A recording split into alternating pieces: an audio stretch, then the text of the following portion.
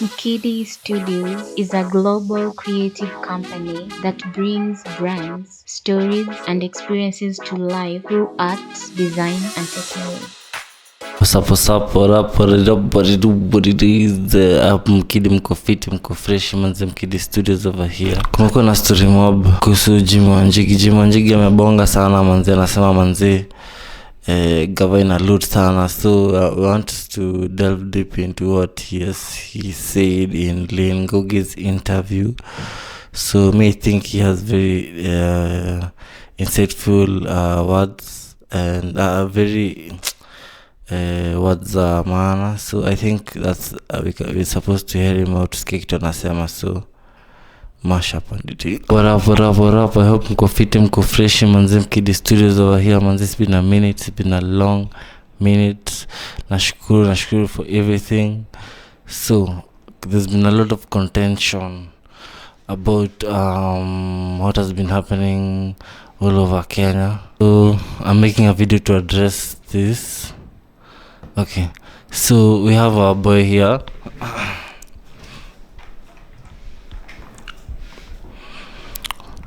So what's up manze, we have our boy here, Jimmy Wanjigi manze. Jimmy Wanjigi, apparently he brought in Chinese investors to Kenya. He was one of the guys who was behind that, so big up to Jimmy Wanjigi. So I want us to really listen to Jimmy Wanjigi because I think he has a lot of insight. Tusimbebe tu ana, tusiseme tu ati hapana ati zizi. I think akona a lot of insight to bring to the table, so thank you for tuning in. Wacha tusikize Jimmy Wanjigi anasema aje. Mash up and thing all up and place. Nashukuru na appreciate. Kindly like, subscribe, follow always. Once I got a win case, so I'll be dropping in some snippets from Jimmy Wanjigi tusikie venye anasema. So thanks for watching, thanks for everything. Mash up and the thing. For example, SGR, I began it in 2008. And Lynn, the interesting thing, if you want that literature, I'll give you. The SGR that I began in 2008 with this company called China Road and Bridge. 2008, after 2007 elections, was a private project. Nothing to do with taxpayers' money. And all we wanted was to remove a company called RVR that had done a shoddy job on a concession it had been given by Kenya Railways to run the existing line. And we said, we are going to build an SGR, standard gauge railway, widening it, because then you can move the wagons quicker. Yeah. From Mombasa to Malaba. The cost was about 60 billion, 55 to 60 billion shillings. Private.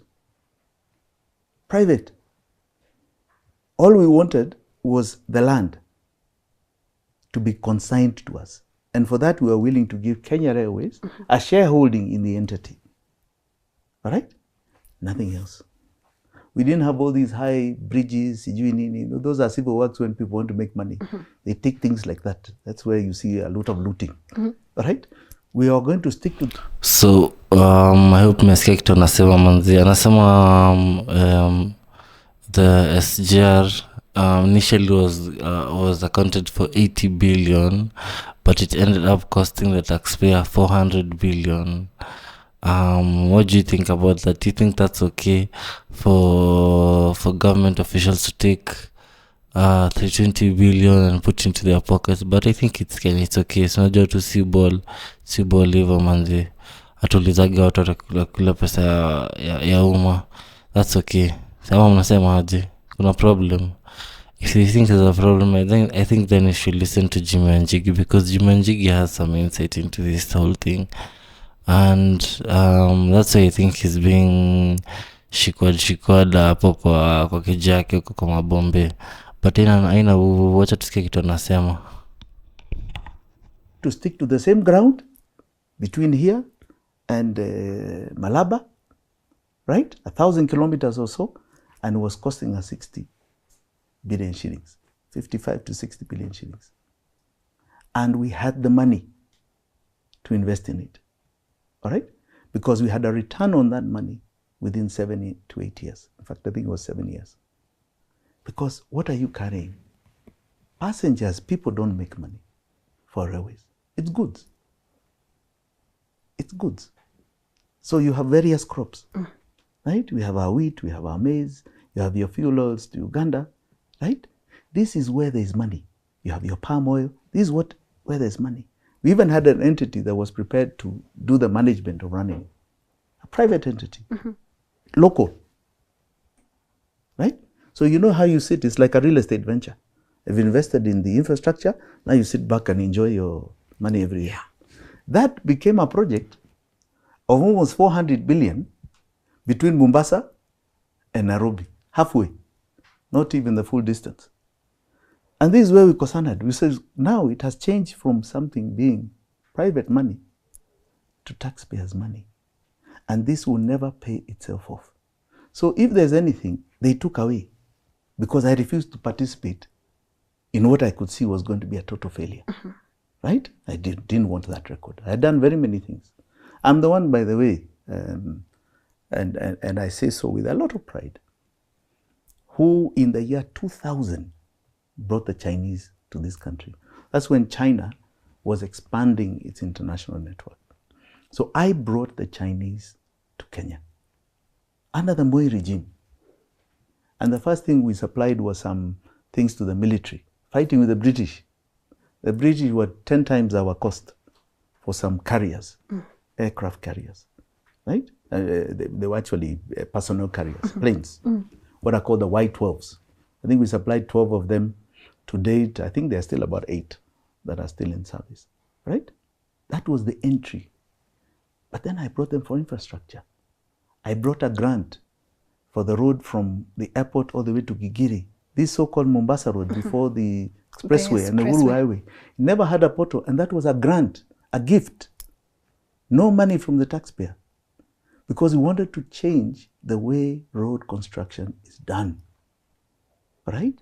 Before you did roads with so-called cowboy contractors, and a road would have a pothole within no time, right? A little rain, pothole.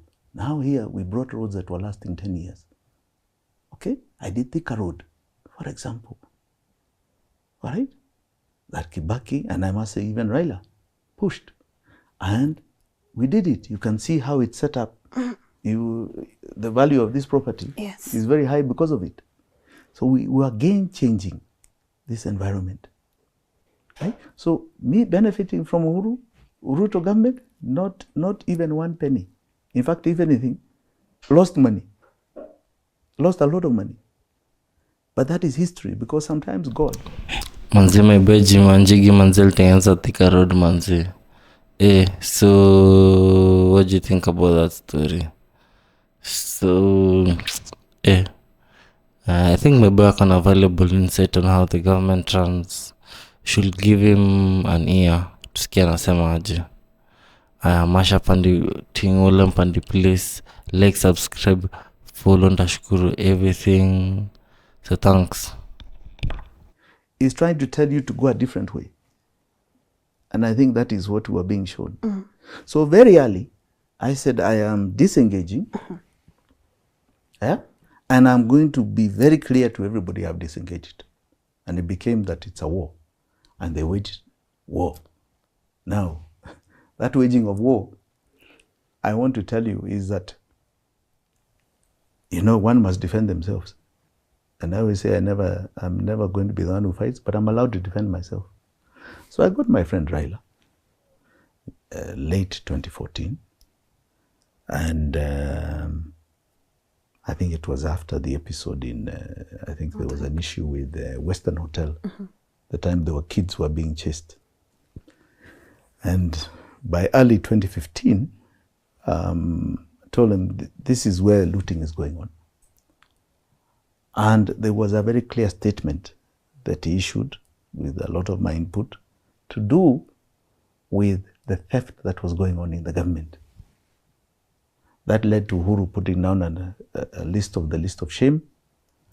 And after the list of shame, I think you saw dominoes thereafter. Even a lot of those people who in that list of shame gave us more and more details. That's how we got NYS and other things that, you know, because of that. And I think we helped brand the question of the 2017 election, right? Now, I don't know what you say about cartels. What I know, let us go back ever since the advent of Kenya's independence. There are always factors that influence a president's decision. You got to understand that a president is a sum total of Kenya and its connections with the world. So it is the ear to the president, right? Everyone fights for the ear of the president. Yes. So if the president is greedy for money, the people who have the greatest part of his ear are those who are looting. They have the greatest part of his ear. If he is paranoid and extremely insecure because he's fearing people are going to kill him, the people who have his greatest ear are the security forces, security agencies. Yes. Right?